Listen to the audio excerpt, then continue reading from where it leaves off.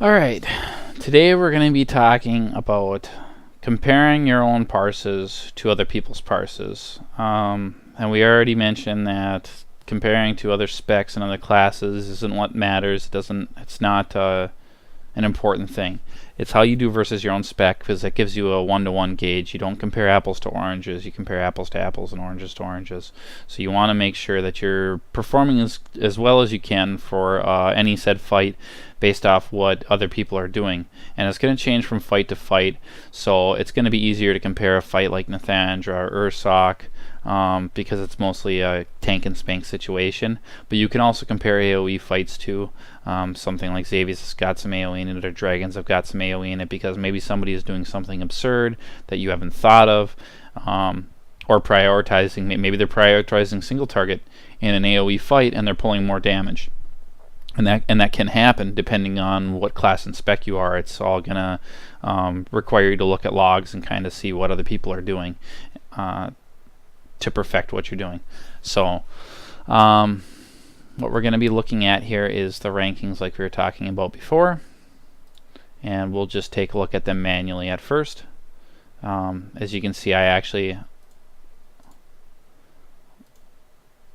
went and selected right here. I selected all of the Emerald Nightmare. Now this isn't really the window you're going to be looking for, but if you do click it, this will give you an idea on where to go, because you can see if you scroll down it shows each of the boss fights. This is a more specific search, so you're going to want to narrow it down. We'll narrow it down to Xavius. Normal, it don't really matter. And I talked about the setting when logging, advanced combat logging. If your guild's advanced combat logging, you can compare to somebody else very easily. There's a compare button that I'll show you in just a little bit, and you won't have to mess with any of this stuff. If they're not advanced combat logging, you will not be parsed in these numbers. You won't be able to find yourself. It's not going to rank you in here. You can take and plug in your damage. Let's say you did 714k. That would put you between these two shadow priests. You can put yourself in there. I mean, you know where you're at. So you find one of these guys, click, and compare. See, they've got a bunch of shadow priests, because shadow priests are very good right now. And you would compare by separating windows, essentially. So you pull one like that, put another one like that, and pick this guy. And then you go down to their damage, and you can compare like that. So it's not too complicated, and that's what you're going to have to do if your group is not using advanced combat logging. If your group is using advanced combat logging, it's going to make your life a little bit easier, though. So we'll show that now, because advanced combat logging is really the way to go. So if you're using advanced combat logging, if you have a profile, you can click yourself, find your guild calendar, and go through there. Now if you don't have a profile, somebody's logging and it froze up there real quick.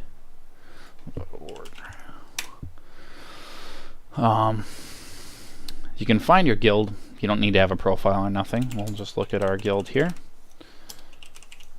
and there it is. And you type in the name, and it brings you to the calendar, and you can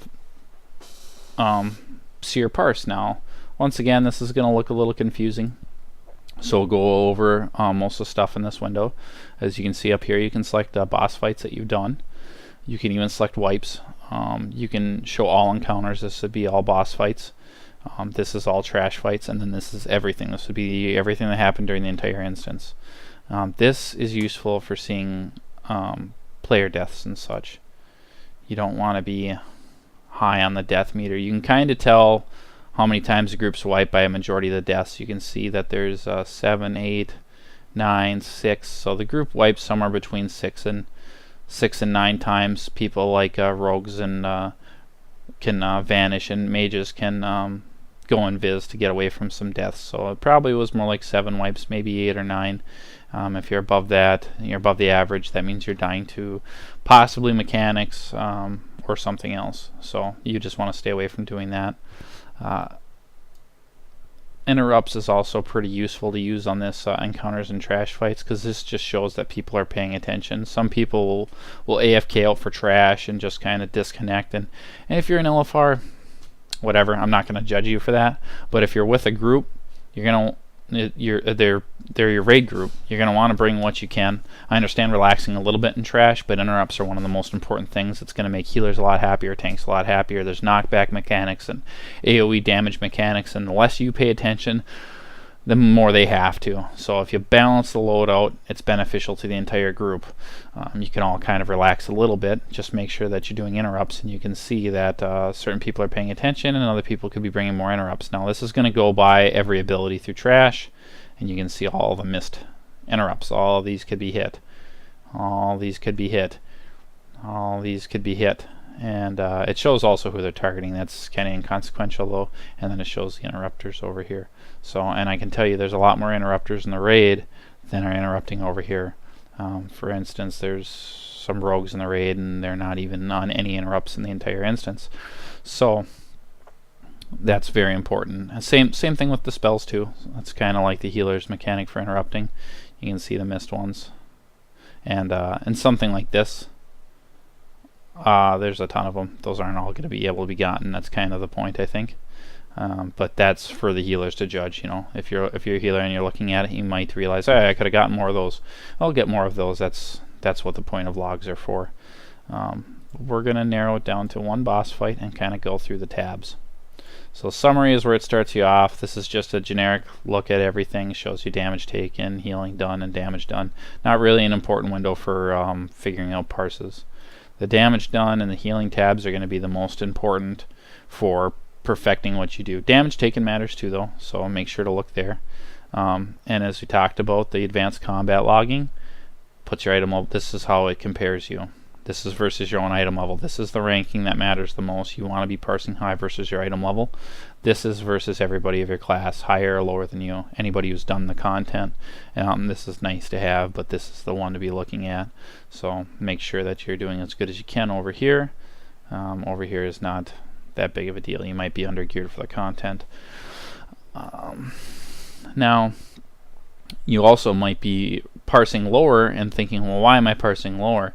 And you go and compare yourself to somebody of equivalent item level, and you find out, well, their stats are way different. Sure, their item level is the same, but they have more haste.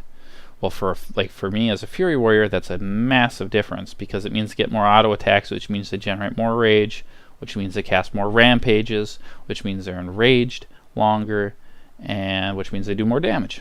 So it's really easy to figure out what stats you need to pick up in that scenario. If somebody else is beating me and we're on the same item level and they're getting more auto attacks in, that's why they're beating me. I need more haste.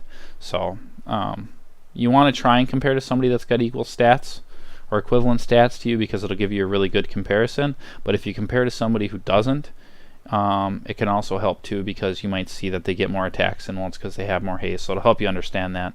So all you really do to compare yourself, actually we'll look at the other window here quick, because healing also shows overheals. So you can see all of our healers are in the 31% overheals, so I'm assuming it's not a big deal, but as a healer, when you do the comparisons, that'll pop up too. So just make sure to compare that as well. Maybe you're overhealing too much and it's detriment to your mana. So you click on the player, you can see all their casts. Now this window doesn't mean too much unless you're doing the old compare way where your guild doesn't use item levels. But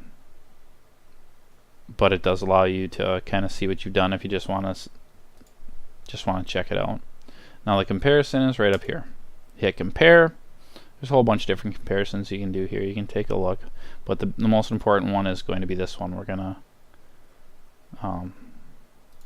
select that, and there's different parameters you can adjust here. We'll just leave it at default for now, and you hit search. Now what this tries to do is find groups about the same size as yours with fights about the same time as yours, because duration of fight matters. If we're doing a fight in 7.5 minutes and somebody else is doing it in 4.5 minutes, how can you compare it? Because obviously they're not going to have as much time to cast as many abilities as you. It's a bad comparison. Doing it the manual way, you'll have to actually look at people's fight duration and try and time it out. This makes it a little bit simpler because it automatically does it. It looks for fights within 10 seconds of the fight and limited by item levels and all that good stuff. Now you can see over here it shows talents. This is going to matter for some specs and not for others. It shows DPS. Now if you look at the original damage right here. See, 316k DPS is what we'd be comparing, which all these are going to be very similar. There's actually myself, and you can see all my talents. So we're looking for somebody around that range, which all these are going to be around that range. Somebody with similar talents for warriors. Carnage and Massacre are the two big differences, so I'd want to compare to somebody with Massacre, not to somebody with Carnage, because their rotation will be different. And so then you would, this is Russian, so the whole thing's going to be in Russian. It might be hard to understand.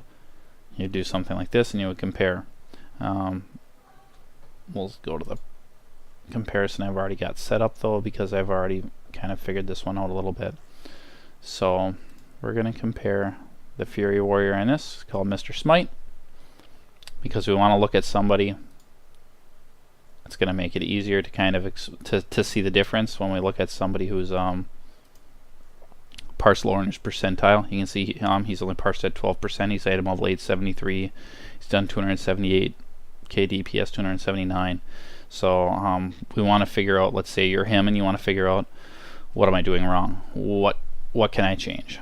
So you go to compare and you select yourself,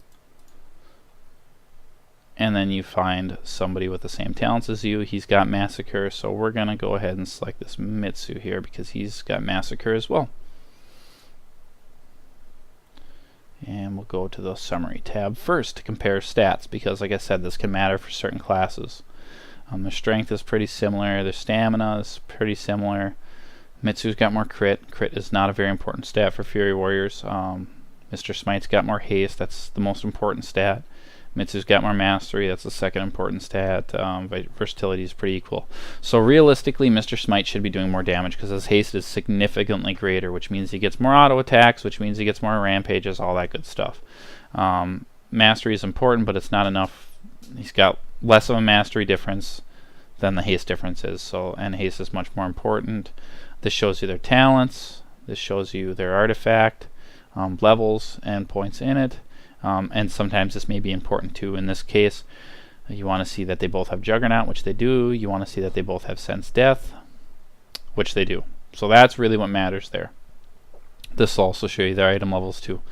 So now we'll scroll back up. That we know what their stats are and what we're looking for. And look at the damage done. Now, Mr. Smite has more haste, so he should have more auto attacks. He has done 256 auto attacks. Mitsu, with less haste, has done 269. So that's the first problem right there, is Mitsu has done more auto attacks, and that shouldn't be happening. If you look at other Fury Warriors of the equivalent item level and haste as Mr. Smite, they're doing over 300 auto attacks. So he is not generating enough rage because of possibly not facing a target or spending too much time away from a target. So that's the first thing that we've learned.